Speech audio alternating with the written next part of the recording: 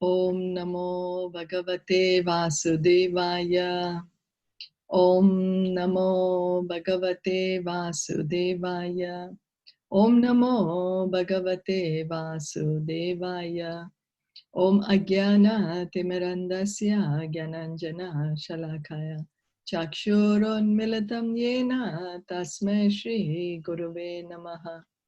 Nama Om Vishnu Padaya Krishna Pristhaya Bhutale Srimate Bhaktivedanta Swamin Iti Namine Namaste Saraswati Deve Gauravani Pracharine Nirviseshasha Shunyavadi Paschatya Deshatarine Vanchakalpa Tarubhyascha Kripa Sindhu Evacha Patitanam Pavanebhyo Vaishnavebhyo Namo Namaha. Jai Sri Krishna Chaitanya Prabhu Nityananda Shri Advaita Gadadhara Srivasadi Gaura Bhakta Vrinda. Hare Krishna Krishna Krishna Hare Hare Hare Rama Rama Rama Hare Hare. So today we continue our reading of Bhagavad Gita. We are on chapter 2, text 14, 2.14. So is the screen okay? You able to see the screen now of 2.14? Yeah, we are able to see the screen. Okay, thank you. So we can start. Matra sparshas tu kaunteya shitosna sukha dukkada agma payino nitya stam statikshasva bharata. Translation and purport by His Divine Grace A.C. Bhaktivedanta Swami Srila Prabhupada. This is actually a very famous verse in Bhagavad Gita. O son of Kunti, the non-permanent appearance of happiness and distress and their disappearance in due course are like the appearance and disappearance of winter and summer seasons. They arise from sense perception, O scion of Bharat, and one must learn to tolerate them without being disturbed. So Krishna is saying that the happiness and distress will keep coming and going, just as the summer season comes, and then in the summer, of course, it's really too hot, but somehow or the other we have to bear it. We do switch on our air conditions, but yet it's so hot. And then after the summer comes winter, where we need the heaters, no more the air conditions. And it keeps on changing. Summer comes, winter comes, like that. It keeps on changing. And same way, there's happiness and there's distress. They keep changing. Sometimes we are happy and sometimes we are sad. And they're arising from sense perception. This is what Krishna is telling Arjuna. It's coming from your own sense perception. And we need to learn to tolerate them without being disturbed. So, purport, in the proper discharge of duty, one has to learn to tolerate non-permanent appearances and disappearances of happiness and distress. According to Vedic injunction, one has to take his bath early in the morning, even during the month of Magh, January, February. It is very cold at that time.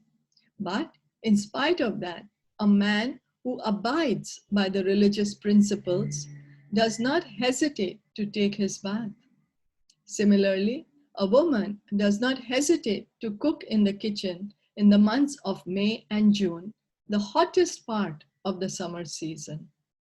One has to execute his duty in spite of climatic inconveniences. So these inconveniences keep coming. In January, February, when it's really very cold, well, before, because there was no heating system and hot water wouldn't come to the house, people would go to the river, but yet they would wake up early in the morning and go to the river to take the bath, you know. Not that, oh, because it's winter, I'm not going to wake up early and take my bath. I won't shower for 2 months because it's so cold. No, they still showered. And then same way, a woman, even though no matter how hot it is in the kitchen, she still cooks because that's her duty. So just by tolerating the heat or tolerating the cold. So we are doing our duty. We tolerate whatever inconveniences are coming. We are tolerating and continuing to do our duties. Similarly, to fight is the religious principle of the Kshatriyas.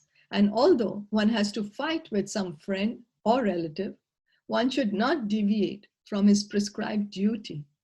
One has to follow the prescribed rules and regulations of religious principles in order to rise up to the platform of knowledge. Because by knowledge and devotion, only can one liberate himself from the clutches of Maya, illusion. So when we do our duty without being so disturbed by the external circumstances, just depending on Krishna, what happens is we get knowledge, we get detachment also. And knowledge, and it gives rise to devotion in our heart. And with this, because then we are getting slowly detached from the material nature, then Maya does not affect us so much. The two different names of address given to Arjuna are also significant. To address him as Kaunteya signifies his great blood relations from his mother's side, and to address him as Bharat signifies his greatness from his father's side. From both sides, he's supposed to have a great heritage. A great heritage brings responsibility in the matter of proper discharge of duties. Therefore, he cannot avoid fighting. So Krishna is telling Arjuna, it's your duty to fight. You're a Kshatriya. So you do your duty. Don't be attached to not doing your duty. Don't think of the inconveniences. Similarly, we also have to do our duty. Whatever circumstances we are in, we do our duty, thinking that, Krishna, I am in this circumstance. I do my duty for your pleasure without being affected. So the happiness and distress, it comes. It really troubles our mind. Our mind goes berserk when we are dealing with suffering. Happiness everybody likes. But when we are suffering, we really want the situation to change, and the mind can drive us crazy.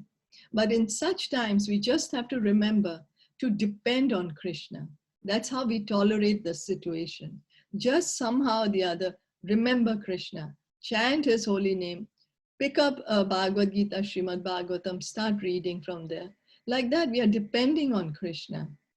That will give us the strength to overcome the feeling of distress, which Krishna is saying. It arises from sense perception. The happiness and distress, they are coming out of sense perception only. They are, after all, temporary feelings that we have.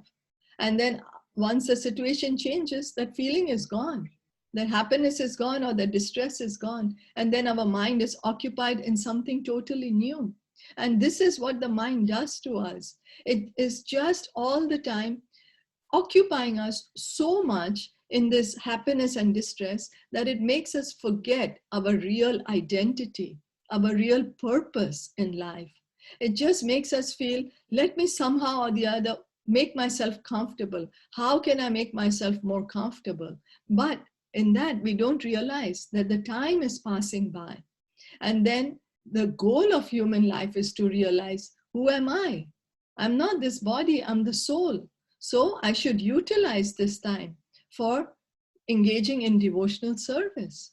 But if we are too attached, our mind is just too bewildered, too much affected by this happiness and distress, we are unable to think, oh, I need to engage in devotional service. Then we are just acting on the platform of the body. And then being so attached ultimately leads us further to suffering and keeps us further in this material world for a longer time.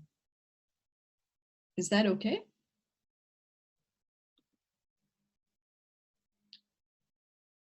Yeah. Yeah. So because this is like a really important, it's a very important verse. It's very spoken of been discussed a lot.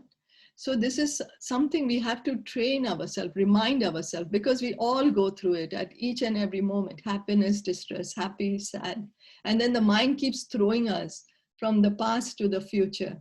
It just keeps on throwing us as a ball, you know, past and future, happiness and distress. But somehow or the other, if we can just calm ourselves, look at the present. This is what I have. Let me just accept whatever is here. Let me accept, depend on Krishna. Krishna knows what's best for me. He's my best well-wisher. He's in my heart. He's my father. A father will never desire any harm for his child. So if we have this kind of attitude, somehow or the other, we will be able to tolerate our distress. So we can go to the next verse, 2.15.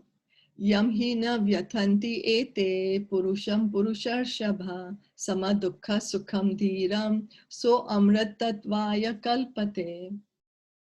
O best among men, Arjuna, the person who is not disturbed by happiness and distress and is steady in both is certainly eligible for liberation.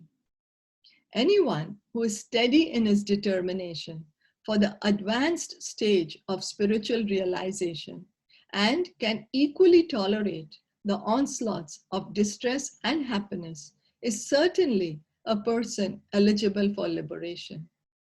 So Krishna is telling Arjuna, keep yourself steady. Don't be so affected by it. And like this, you will qualify yourself to get liberated.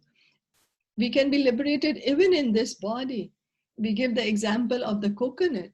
How the coconut, when you shake it, if it is already detached from the shell, if you shake it, it's still within the shell of the coconut, but the pulp is detached. So same way, we still being in our material body, but if we engage in devotional service, we can be like that, detached from the body and the suffering of the external circumstances. In the Varnashrama's institution, the fourth stage of life, namely the renounced order, sannyas, is a painstaking situation. But one who is serious about making his life perfect surely adopts the sannyas order of life in spite of all difficulties. The difficulties usually arise from having to sever family relationships, to give up the connection of wife and children. But if anyone is able to tolerate such difficulties, surely his path to spiritual realization is complete.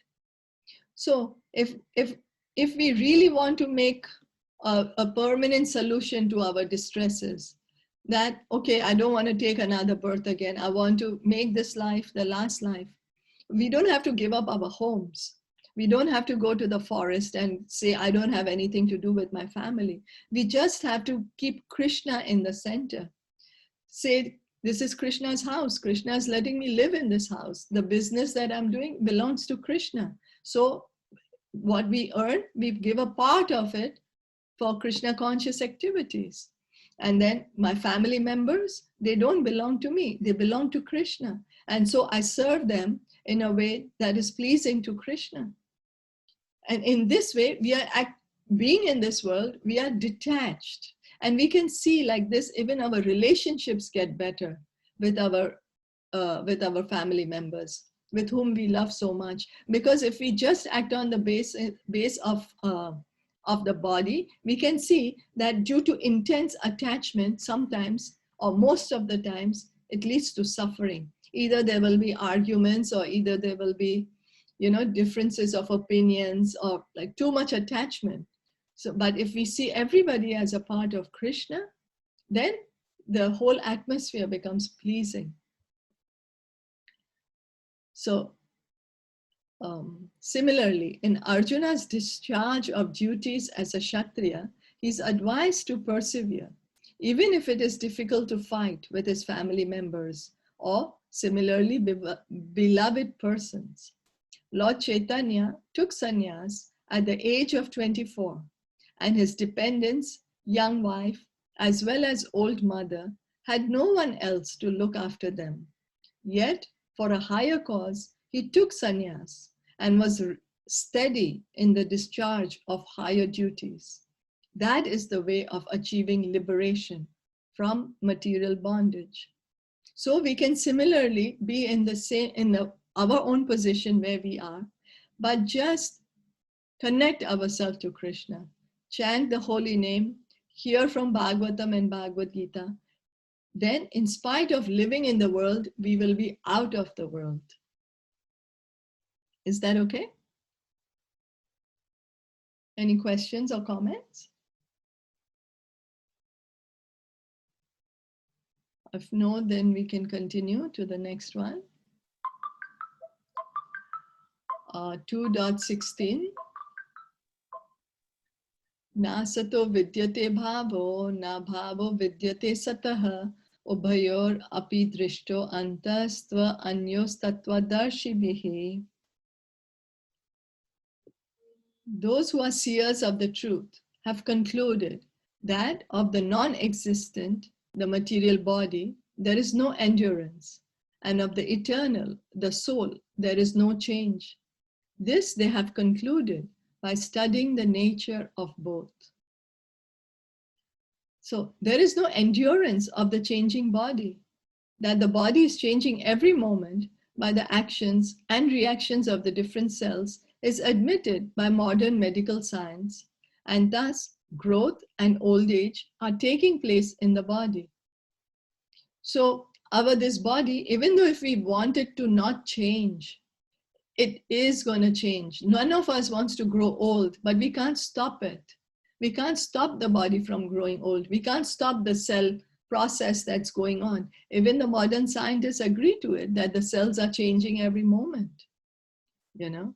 So no matter how much we try to preserve this body, try to beautify it, try to make it strong, whatever, try to make it as comfortable as possible, it's not going to last forever. Maximum 100 years, if even in nowadays times. But the spirit soul exists permanently, remaining the same despite all changes of the body and the mind. That is the difference between matter and spirit. So the body is always changing, but we, the soul, who are inside this body, never change it, never change. That's the reason we can recollect, oh, when I was small, when my body was like this, I used to look like that. Then who is that I? That body is no more, but we refer to it that as, oh, mine. So that I, that me, is the soul. So, and the soul never changes. We are always eternal, ever blissful. This conclusion is established by all classes of seers of the truth, both impersonalist and personalist. So there are two kinds of transcendentalists: the devotees who worship the personal form of the Lord, and then there are the impersonalists whose realization of God is only up to the Brahman, the Brahma Jyoti, which is coming out from the personal body of the Lord. So their realization of God is not incorrect, but it's incomplete. But they and the devotees both have declared it, have concluded that the body is going to change, is going to die, and the soul is eternal and never changes. So we are the soul, and we are never going to change. So if we feel sad, oh, our bodies are getting old, but we can say, oh, but that's my body, you know, it's me, the soul, I'm never going to change. I will be eternal. I am eternal. I never get old. In the Vishnu Puran 2.12.38, it is stated that Vishnu and his abodes all have self-illuminated spiritual existence. Jyotinsi Vishnur Bhuvanani Vishnuhu. The words existent and non-existent refer only to spirit and matter. That is the version of all seers of truth. So the spiritual world, the body, the light which is coming out from Krishna's body, the Brahma Jyoti, that is where all the spiritual and the material worlds exist.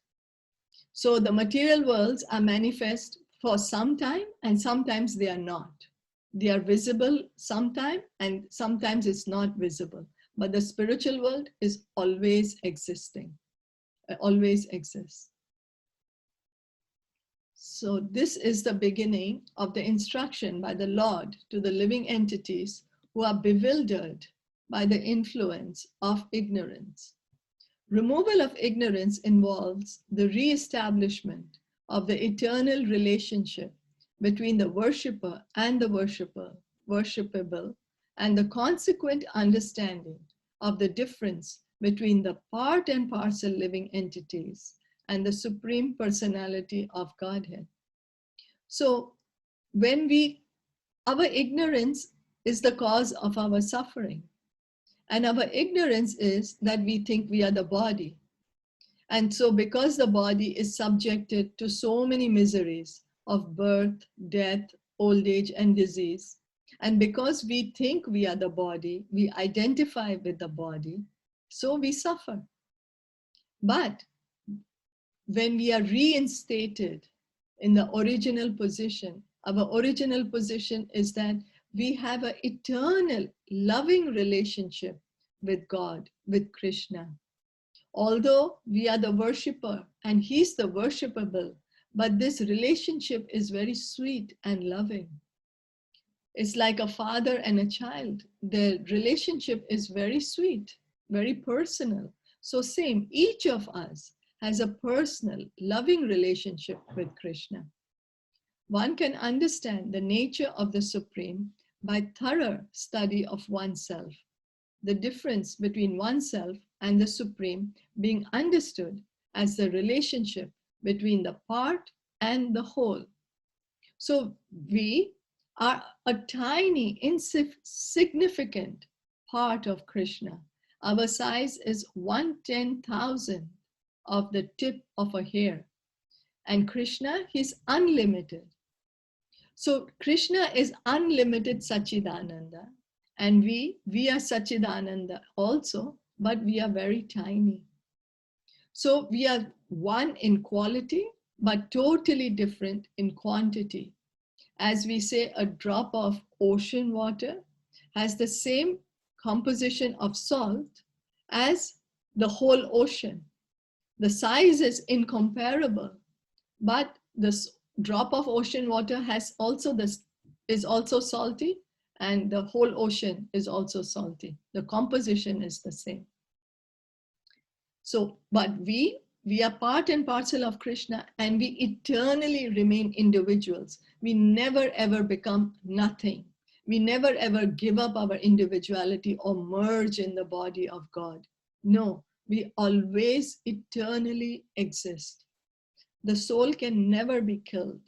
It always exists. We have always existed since time immemorial.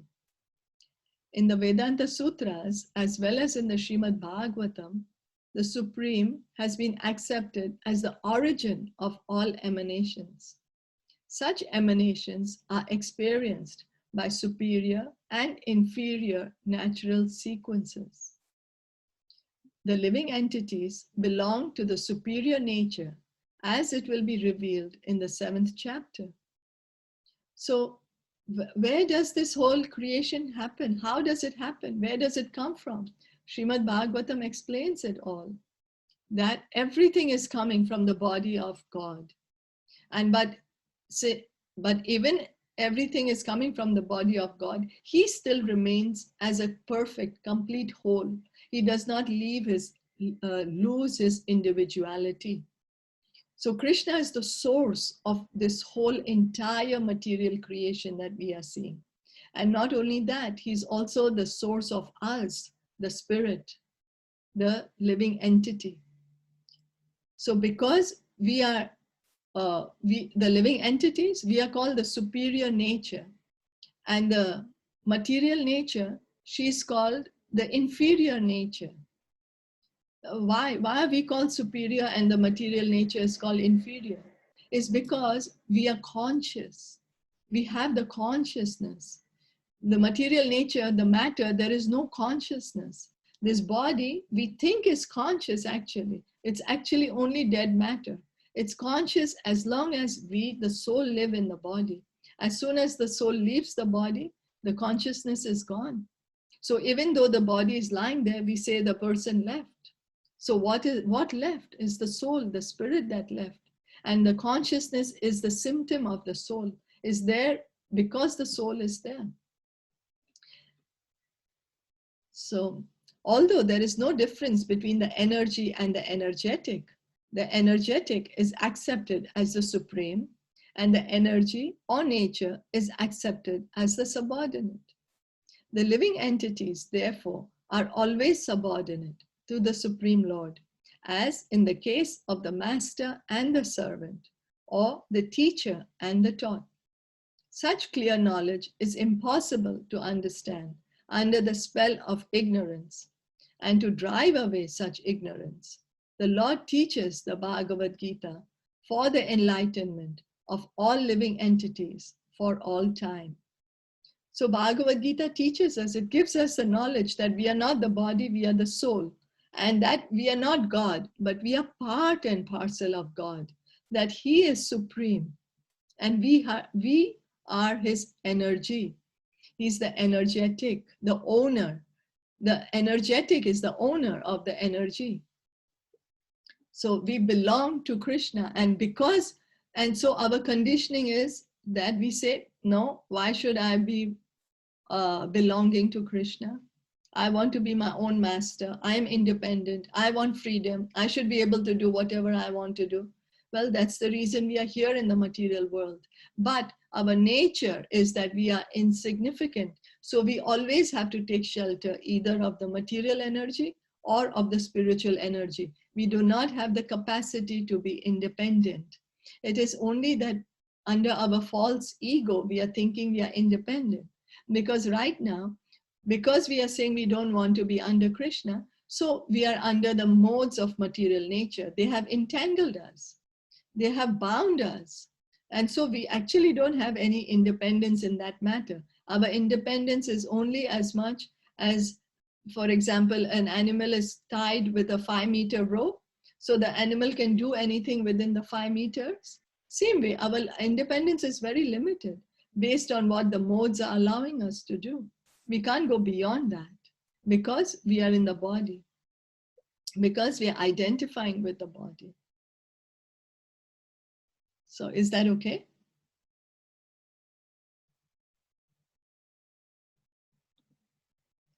Yeah, okay.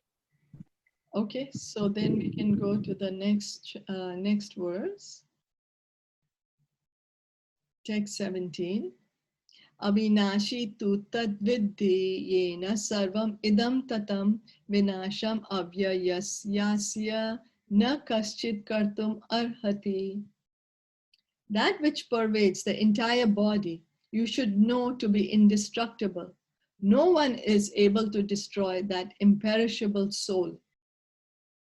This verse more clearly explains the real nature of the soul, which is spread all over the body. Anyone can understand what is spread all over the body. It is consciousness. Everyone is conscious of the pains and pleasures of the body in part or as a whole. So we just spoke that it's because of this consciousness that we feel that this body is alive. Actually, it is dead matter. This spreading of consciousness is limited within one's own body. The pains and pleasures of one body are unknown to another. So I cannot feel your pain. I can try to empathize with you, but I can't feel it because I'm here in my own body. My consciousness is limited to my own body. I can't know yours. And similarly, you can't know my pain. You can't feel my pain. Therefore, each and every body is the embodiment of an individual soul, and the symptom of the soul's presence is perceived as individual consciousness. So you are conscious of your own body, and I am conscious of my own body. This is the individual consciousness. This soul is described as 1/10,000th part of the upper portion of the hair point in size. In the Shvetashvatara Upanishad 5.9 confirms this. Balagra shatabhagasya shatadha kalpitasya cha bhago jivaha sa vigneya sa chanantyaya kalpate. When the upper point of a hair is divided into 100 parts, and again each of such parts is further divided into 100 parts, each such part is the measurement of the dimension of the spirit soul. Similarly, the same version is stated, Keshagra shatabhagasya shatamsha sadashrishtamakaha jiva sukshma swarupoyam sankhyatito hi chitkanaha. They are innumerable particles of spiritual atoms, which are measured as 1/10,000th of the upper portion of the hair. So that is our size. Our actual size is we are 1/10th portion of the tip of a hair. How insignificant are we? But our egos are so inflated that we think we are the most important person in the universe, you know? In spite of being so tiny, we have such huge egos that we think there's nobody better than me. And that's the reason we are here in the material world. That's exactly the reason we are here. Therefore, the individual particle of spirit soul is a spiritual atom smaller than the material atoms. And such atoms are innumerable. This very small spiritual spark is the basic principle of the material body, and the influence of such a spiritual spark is spread all over the body as the influence of the active principle of some medicine spreads throughout the body.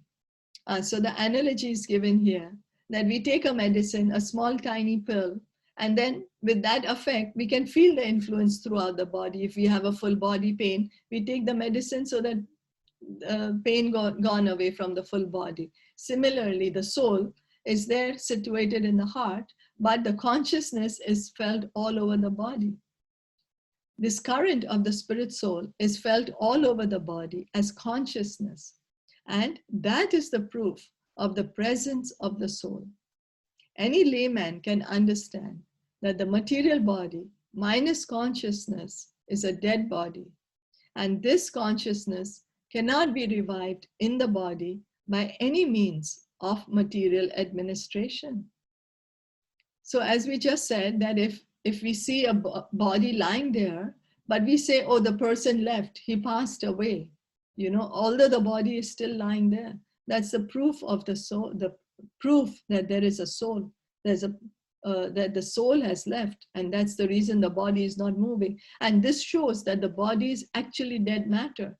We use all our energy towards this body, but actually it is just dead matter. And we put so much energy to everything that is related to the body. It could be our family, our extended family, our community, our society, our country. But it is just because we feel connected to this body, to another body. We don't feel the same connection with another person, another family, So it's just because of mine. It's belonging to me. So it is also a extended selfishness, Okay. Therefore, consciousness is not due to any amount of material combination, but to the spirit soul.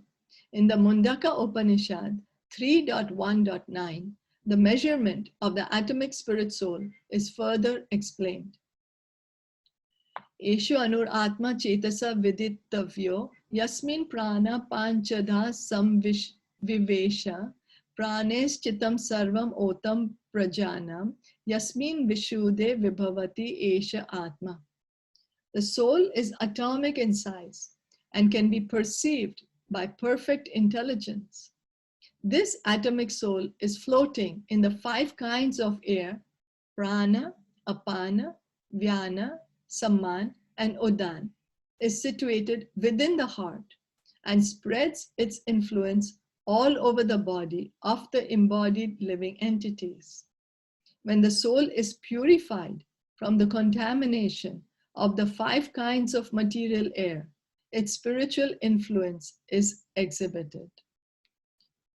So in the Mundaka Upanishad also, the presence of the soul is given. So the spiritual science, the spiritual knowledge is very scientific. It's not that it's made up. All the Puranas, all the Shastras, they complement each other. There is ample evidence. The Hatha Yoga system is meant for controlling the 5 kinds of air and encircling the pure soul by different kinds of sitting postures, not for any material profit, but for liberation of the minute soul from the entanglement of the material atmosphere. So the soul is there in the heart, and it's spread, it is surrounded by 5 kinds of air: prana, apan, vyan, samman, and uddan.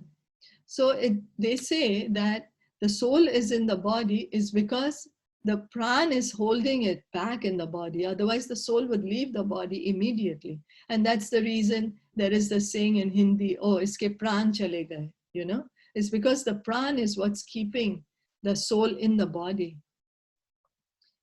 So, and then the Hatha Yoga system, they do this yoga is not for any physical exercise or physical beauty, but is to get liberation from the airs that are there surrounding and holding the soul. So the constitution of the atomic soul is admitted in all Vedic literatures, and it is also actually felt in the practical experience of any sane man.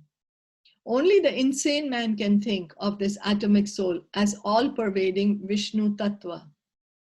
So if we think we are God, we are really crazy. You know, can we do the activities that God does? Can we hold the Govardhan hill for even 5 minutes? Because Krishna did that. He held the Govardhan hill for 7 days and 7 nights.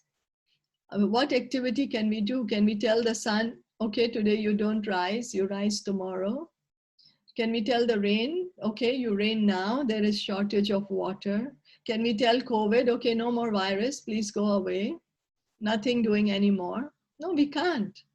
So we are not God. God can do all these things, but we can't. We are tiny, insignificant. The influence of the atomic soul can be spread all over a particular body. According to the Mundaka Upanishad, this atomic soul is situated in the heart of every living entity. And because the measurement of the atomic soul is beyond the power of appreciation of the material scientists, some of them assert foolishly that there is no soul. The individual atomic soul is definitely there in the heart, along with the supersoul. And thus, all the energies of bodily movement are emanating from this part of the body. The corpuscles, which carry the oxygen from the lungs, gather energy from the soul. When the soul passes away from this position, the activity of the blood generating fusion ceases. Medical science accepts the importance of the red corpuscles, but it cannot ascertain that the source of the energy is the soul. Medical science, however, does admit that the heart is the seat of all energies of the body. So till the time the soul is there, the heart beats, then the oxygen is being distributed throughout the body, in the blood, everywhere, till as long as the soul is there. Such atomic particles of the spirit whole are compared to the sunshine molecules. In the sunshine, there are innumerable radiant molecules. Similarly, the fragmental parts of the Supreme Lord are atomic sparks of the rays of the Supreme Lord, called by the name Prabha, or superior energy. So whether one follows Vedic knowledge or modern science, one cannot deny the existence of the spirit soul in the body. And the science of the soul is explicitly described in the Bhagavad Gita by the personality of Godhead himself. Sorry. So how the sunshine, there are tiny, tiny molecules are there of the sunshine. So and they are coming from the sun. Same, we are also tiny, tiny parts of Krishna, tiny parts of Krishna, and we are the soul, individual soul. So Bhagavad Gita clearly explains that the soul exists, we are the soul, and that we are tiny, insignificant, and that this body is temporary, but the soul is eternal. So is that okay? Any questions or comments?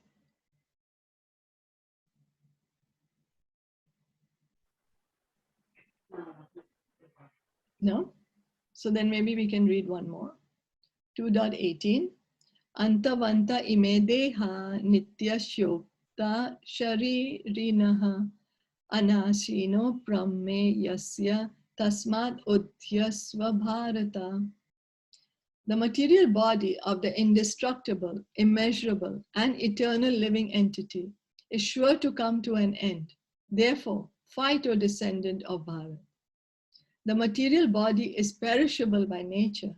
It may perish immediately, or it may do so after 100 years. It is a question of time only. There is no chance of maintaining it indefinitely. But the spirit soul is so minute that it cannot even be seen by an enemy, to say nothing of being killed.